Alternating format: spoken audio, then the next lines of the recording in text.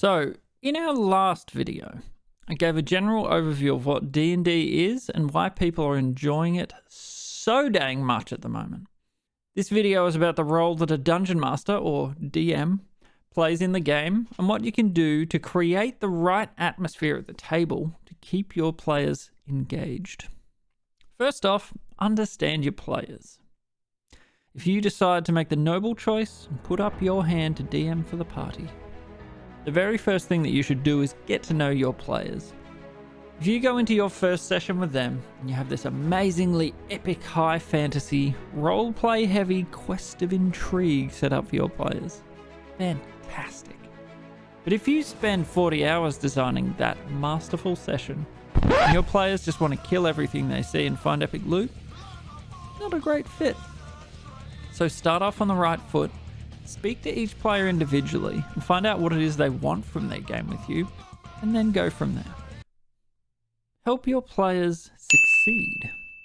So once you understand your players' desires and expectations, you can then help them to feel fulfilled and challenged when they play. Now, some players want to feel powerful. Take it, Kronk. Feel the power. Oh, I can feel it. Some want to solve puzzles and be challenged in that way. And others yet just want to be engrossed in a cool storyline. So whatever it is that your players are looking for in the game, once you ask them, then you can ensure that each player feels seen and has opportunities to thrive in the way that they want when they play. You versus them. Common misconception when it comes to DMing for your players is that it's you versus them. You v the party. As you watch the goblins retreat, you notice a 67-year-old naked man with no weapons lying in the wet grass shivering. In about 13 turns, he will die of exposure. Jeff. I wait 14 turns. Now, as their leader, their narrator, their eyes, their ears, the NPCs they talk with, and the enemies that they fight, you do fulfill a lot of different roles. But one you shouldn't fulfill. You are not out there to ruin their day. You are not there to power trip or dominate your players utterly, because, let's be fair, you have infinite power. If that is your motivation to DM, please seek help. You are there to tell a story. You are there to have your players be the main characters in that story. You're there to facilitate fairly, unbiased, with no agenda.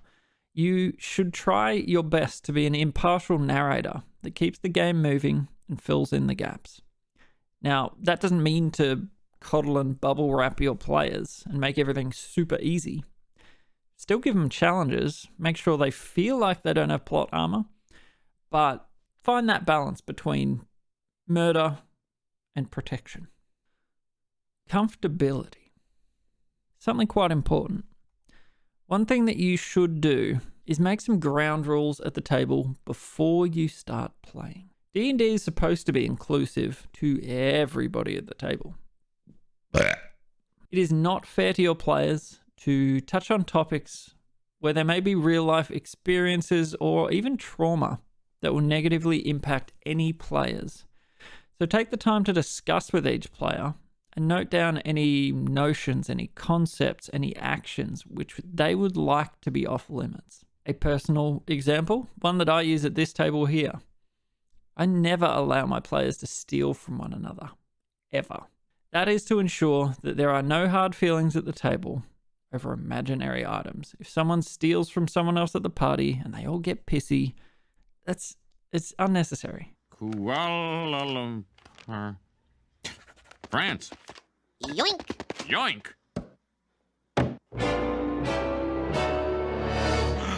So it's easier for me to just avoid that altogether. So you're in control of your own table. You set the rules, you set the tone.